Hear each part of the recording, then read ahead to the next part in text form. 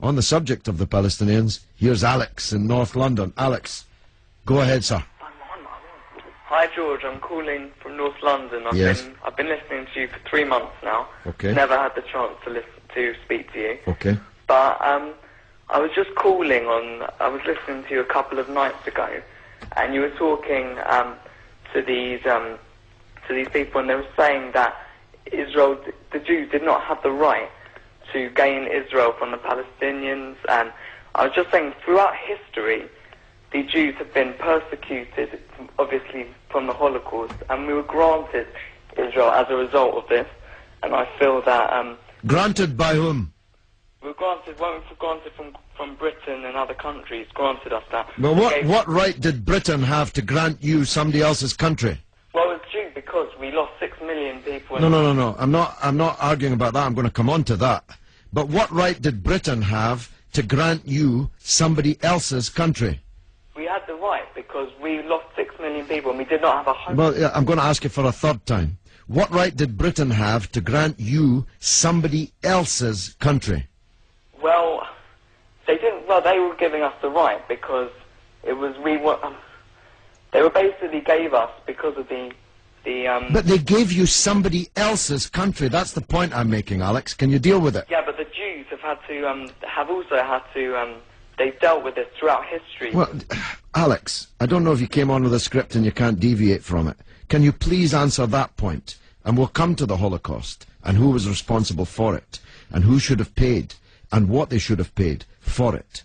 But given that you've said Britain granted you, and you're presumably saying you because you're Jewish, somebody else's country, I'm asking you, what right did Britain have to grant you somebody else's country?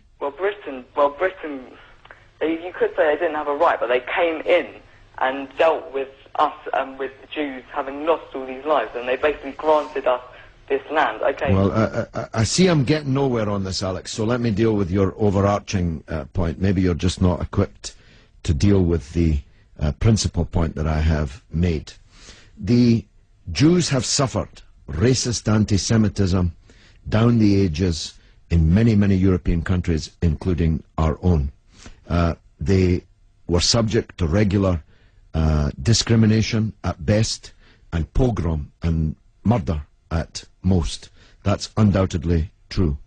The one place in the entire world that Jews were neither discriminated against nor subject to pogrom was the Muslim world. In fact, so much was that the case that when Christianity came back to power in Spain, in Andalusia, in the western extent of the Islamic Empire, when the Muslims left, the Jews left with them because they feared the Christian anti-Semitism which would be unleashed in the wake of the departure of the Islamic civilization in the West.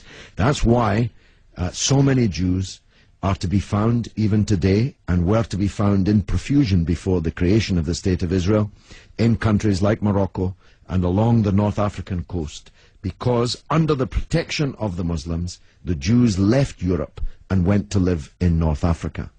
The Palestine that was wiped off the map when Britain granted you somebody else's country had Jews living side by side with Christians and Muslims for century upon century without the slightest trace of discrimination or violence or pogrom. So, what's happened is that Christian anti-Semitism in Europe, which massacred 6 million Jews in the greatest crime in human history, was paid for not by the Christian countries of Europe that either practiced or turned a blind eye to that anti-Semitism, but was paid by the very people who were completely innocent of that Holocaust, who had never persecuted the Jews, who had never pogromed the Jews.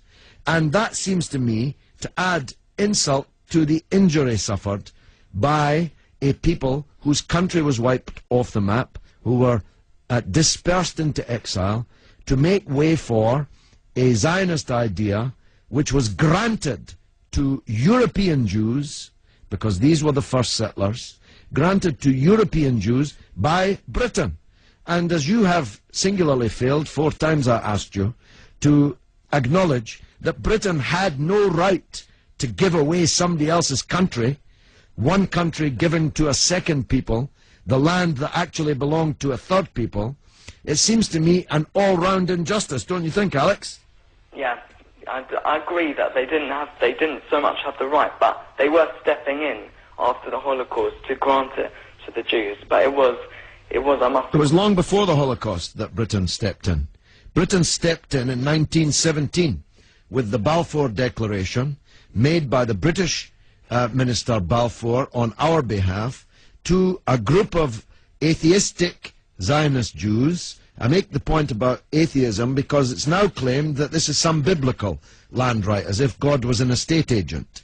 The men to whom Israel was promised were atheistic Jews. They were not only not speaking for all Jews, they represented at that time in 1917 a tiny proportion of the world's Jews. Most of the world's Jews supported communist or socialist parties and ideas at that time.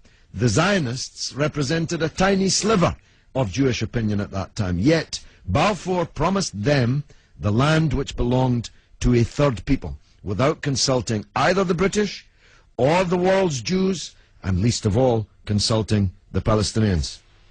Okay, well, thanks very much for talking. Okay, Alex, thanks for listening, my friend.